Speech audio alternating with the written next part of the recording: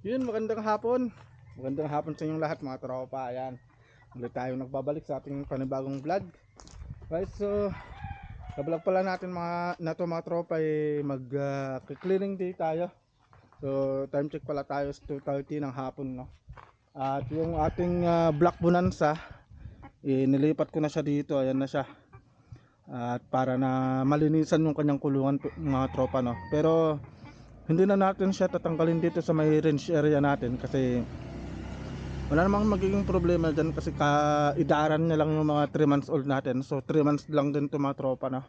At andun yung mga chikiting natin na 3 months, ayun, gumagala-gala na. So ngayon tinanggal ko na yung mga nandito, yung mga 2 months old natin. So, nandito muna sila sa may, ayan, nandito sila sa may karton kasi lilinisan natin tong kulungan nila mga tropa, no. At para na sa ganun malinis lagi yung kanilang kulungan. Kahit na tubig lang, sprayan lang natin mga tropa, matanggal lang yung kanilang mga dumi.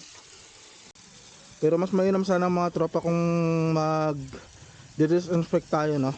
Kaso ang problema, parang wala yata akong sunrox na pinag-disinfect. So titingnan natin mamaya kung makapag-disinfect tayo.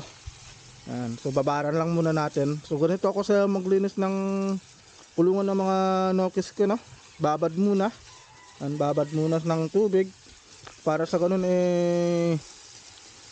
anong tawag dun, kusang magtanggalan yung mga dumi nila dyan na nakadikit dyan sa mga kahoy-kahoy, sa mga gilid-gilid. Ayan. At kailangan natin maglinis para sa ganun maiwasan natin yung pagkakasakit ng mga nokis natin mga tropa. So ito yung kulungan pala ni Black Bonanza. Black Bonanza yung niregalo sa atin ni Idol John Paul de los Santos from Poblacion. Ayan, so shout out sa iyo, Idol.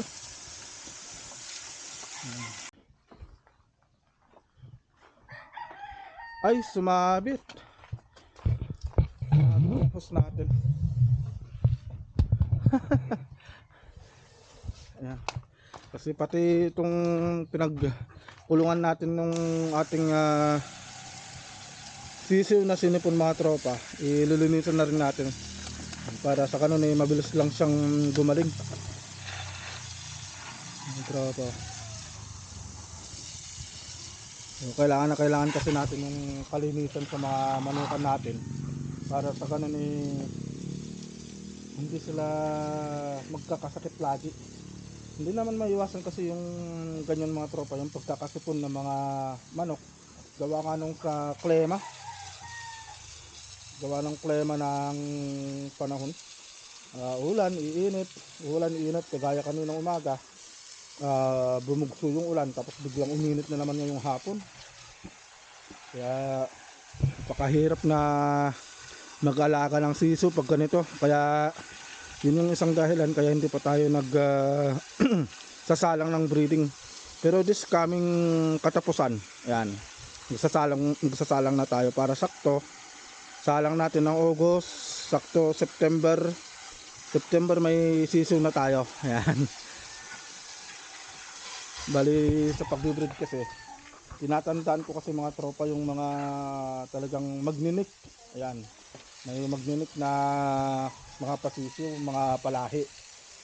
Kasi pag ganun na minsan kasi nakapag-breed ako mga tropa, yung tawag dun, talagang wala ni isa sa kanila yung talagang nakakitaan mo ng kunting galing. Kaya sabi ko, out na to. Kaya nag-out na ako. In-out ko na yon. Wala na dito sa manukan ko yung mga tropa.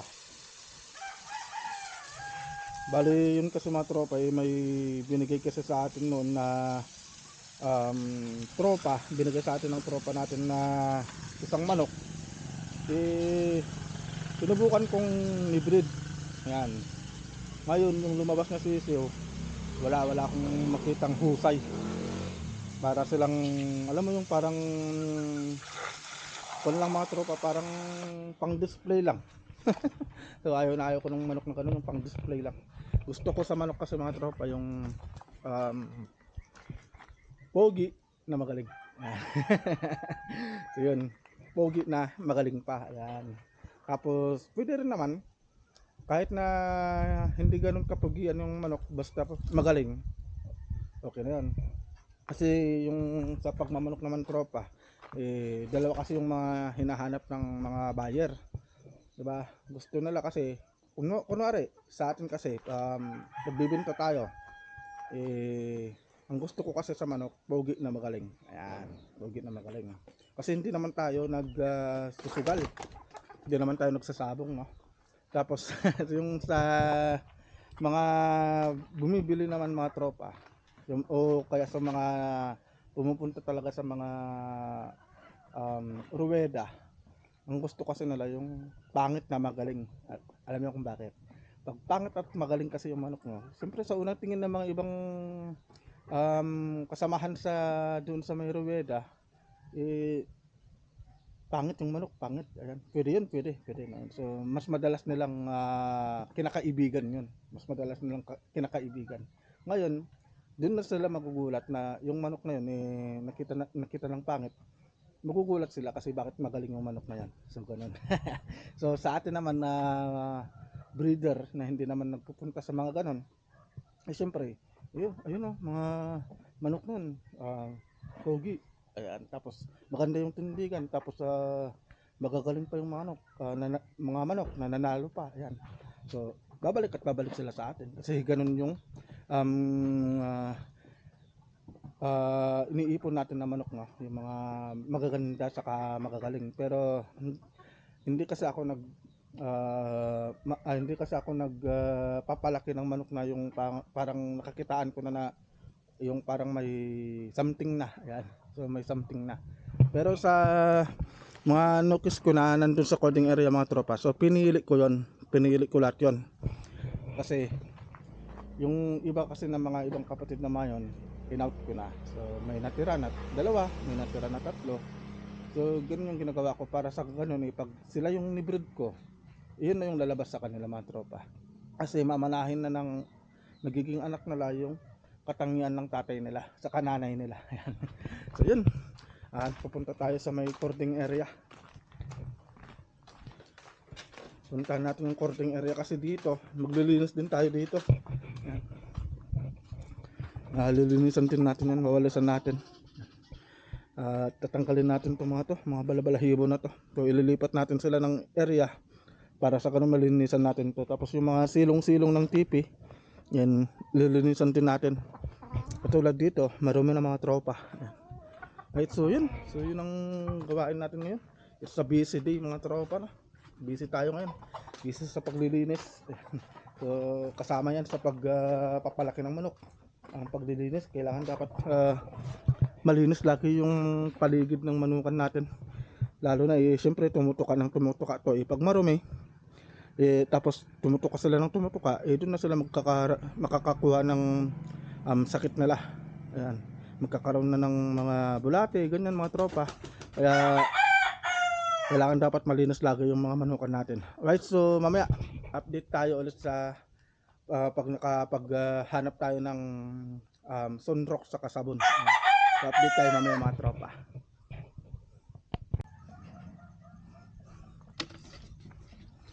Nakahanap din tayo ng sunrocks. Hindi ko alam kung kanino tong sunrocks na to, baka sa mga bata siguro.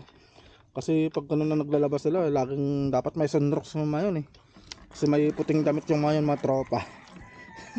So hingi lang naman tayo ng kunti. Yan, kunti lang naman.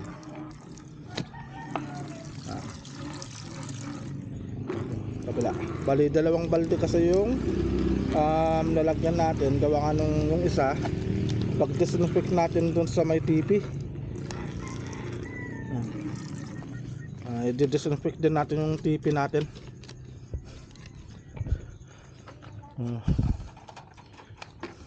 Ito siguro mas malaki yung gagamitin natin. Ito yung gagamitin natin kung mas malaki para sa tipi. Tapos ito naman para dito sa panglinis natin dito, pang brush natin. Yan.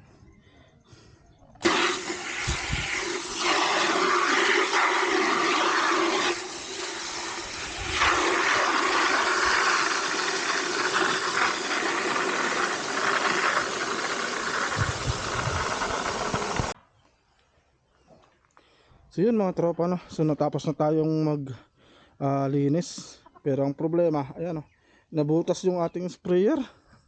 Ayan siya, pambira. So ito pala yung ginagamit kong pang disinfect mga tropa, oh. So yan, ito yung pinaghalo natin na sabon sa Sunrox. Ayan, ina-spray na natin. Ganun lang naman mag-disinfect mga tropa. Kailangan i-spray mo lang. I-spray mo lang siya.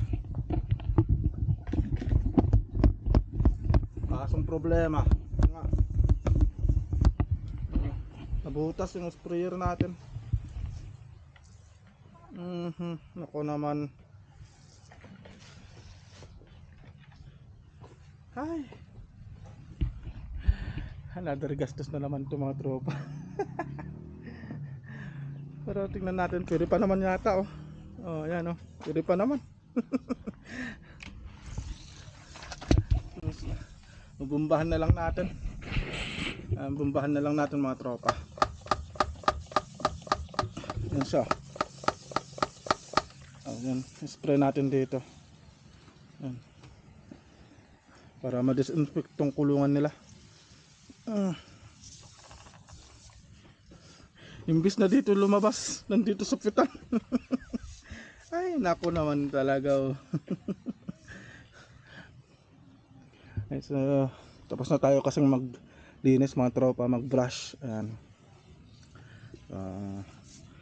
Kailangan natin gawin to lagi para sa ganun malinis lagi yung kulungan ng mga nokis natin.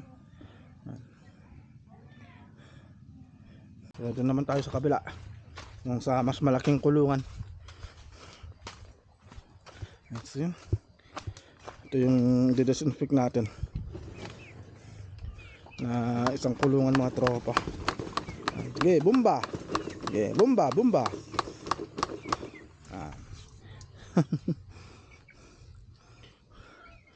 Disinfect lang. At pagkatapos nito, doon naman tayo sa kabila, ang mga tipi. Pero doon sa tipi, yung tinimpla natin kanina na sabon sa Sunrox, yun ang ibubuhos natin sa lalim ng tipi. So yun lang yung disinfect natin. Kasi doon madalas yung mga nokis natin mga tropa, doon sila madalas na magdumi. Kaya yun ang lilinisan natin. At syempre sa paligid na rin, para sa kanun malinis talaga lahat. Iubos na lang natin to para hindi masayang. Kasi pag hindi natin iubos to, wala. Tutulo na rin dito sa may pitan ng ating disinfector na sprayer. Ayan.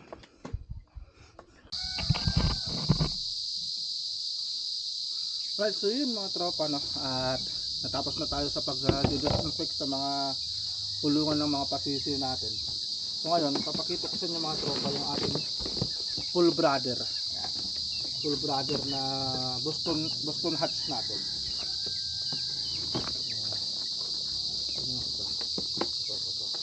Dito yung isa mga tropa. Ayan. Tapos yung isa, yung malaki. Ito yun. Ano ba yun? Ayun.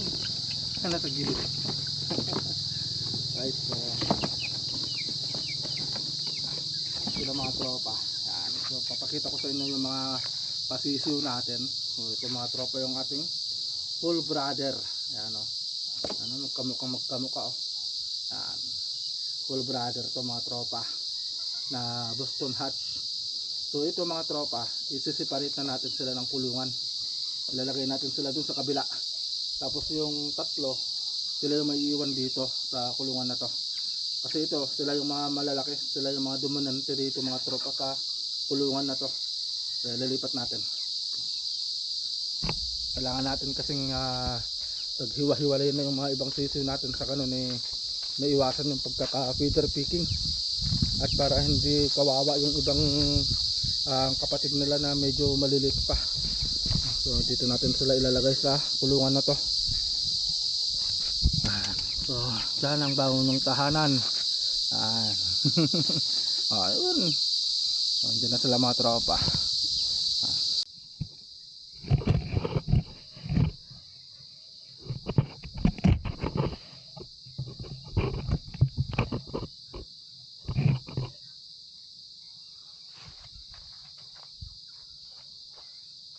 Alright mga tropa, so dito tayo sa may cording area. At sisimulan na natin itong paglilinis dito. So may dala pala akong batya. Lagayan ng alat. So, ilipat lang natin to. Ilipat lang natin. Para sa ganun ay malinisan natin dito mga tropa.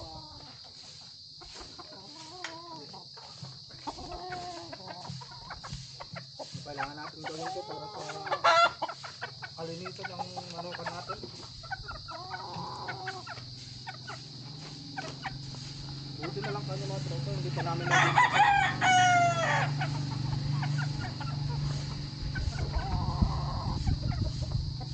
Malaking tulong na itong may lagayan tayo ng basura.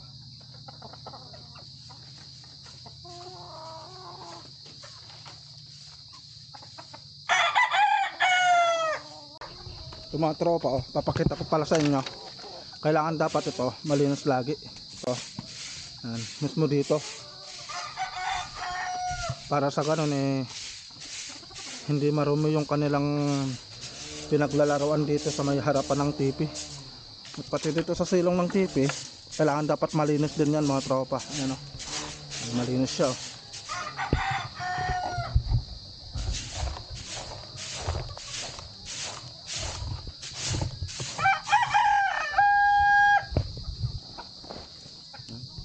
Hindi pa ako tapos na naglinis, magpapasalamat ka na. Right, so yun, lilinisan lang natin ito saglit mga tropa, itong palilit ng manukan natin para sa ganun malinisan natin. Right, so update tayo ulit mamaya.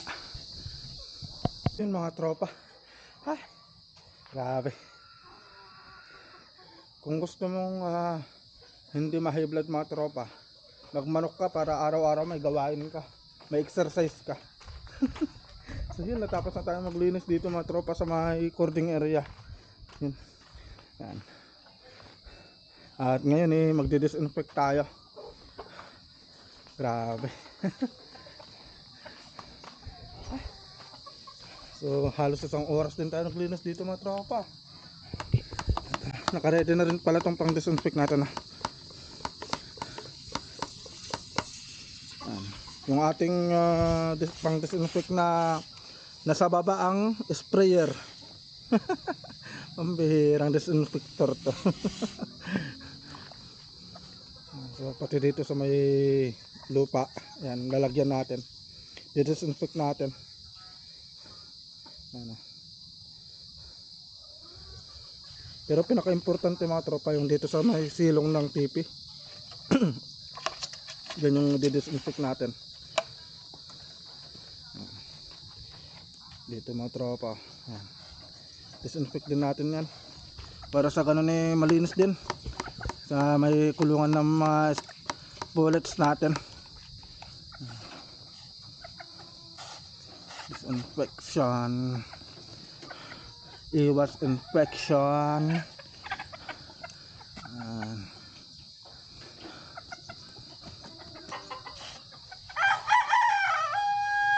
Ito naman mga tropa, so lahat yan lalagyan natin ng ganito, i-disinfect natin, diba? Pag may manok ka nga naman talagang hindi ka mauubusan ng trabaho, hindi ka mauubusan ng gawain, kasi syempre kailangan mong panatilihin yung kalusugan ng manok mo. Pero pag hindi mo yan ginagawa, ibig sabihin tamad ka sa pagmamanok. Kailangan talaga maglaan ka ng oras para sa ganito. Kahit na isang beses lang sa isang buwan mga tropa, kailangan ma-disinfect natin yung area nila. Pero pag may mahanap tayo na yung pang spray talaga mga tropa, kukuha tayo nun para sa ganun hindi tayo mahirapan na mag-disinfect para kabuuan nitong cording area natin, ma-disinfect natin.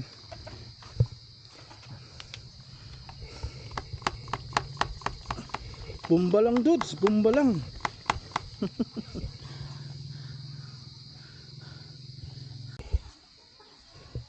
So yun. At simpleng ganito lang mga tropa, no? Simpleng gawain lang dito sa manukan, napakalaking tulong sa kalusugan ng mga nokis natin. Katulad nito, paglilinis, tapos pagdidisinfect. Ang laking bagay niyan mga tropa. Kala mo simple lang, pero ang laki ng epekto nito sa kalusugan nila. Mga damo.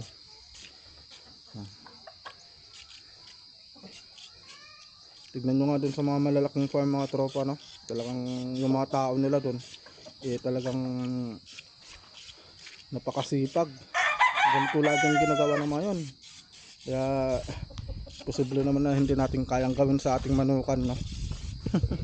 Kaya dapat kung ano yung ginagawa nila sa malalaking farm, gawin din natin. Kasi tignan nyo naman dun sa malalaking farm, ang lulusog na mga nukis nila. Kasi nga ganito yung ginagawa nila. Hindi sila nagpapabaya sa kalinisan ng farm nila. Tayo naman, breeder, backyard level, kaya din natin yan para mapanatili din natin yung kalusugan ng mga nokis natin. So ito pala yung tinimpla natin kanina na sunrock saka sabon. So ito lang naman yung ginagamit kong pang disinfect mga tropa. Ito lang sapat na. Hindi na natin kailangan bumili pa ng mamahalin. Yung mga nandito lang sa bahay na makikita natin na pwedeng pang disinfect, yun lang gamitin natin.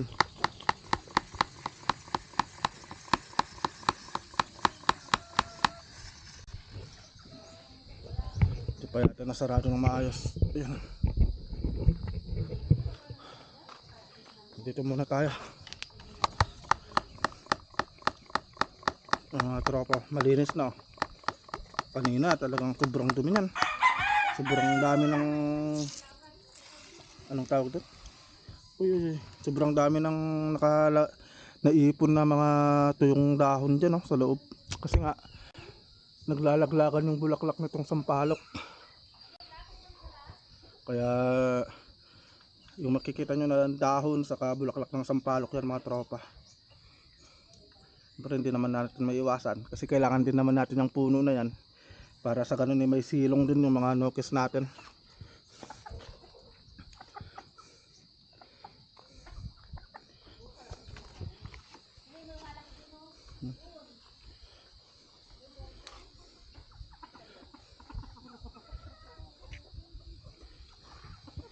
Wala, mahina yun, mas malakas to sa baba.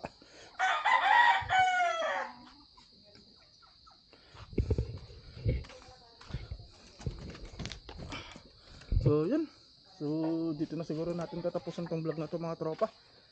At nakita nyo naman kung paano natin asakasuhin yung mga nokis natin, no?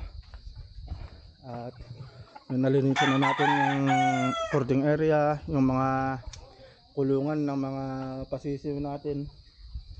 So yun lang mga tropa yung vlog natin for today's video, and see you po sa next na vlog natin. Abangan nyo bukas mga tropa kasi magbibigay tayo ng vitamins ulit sa mga nokis natin. Bibigay tayo ng vitamin B12 na capsule, tapos bibigay tayo sa mga inahin ulit natin ng calcium.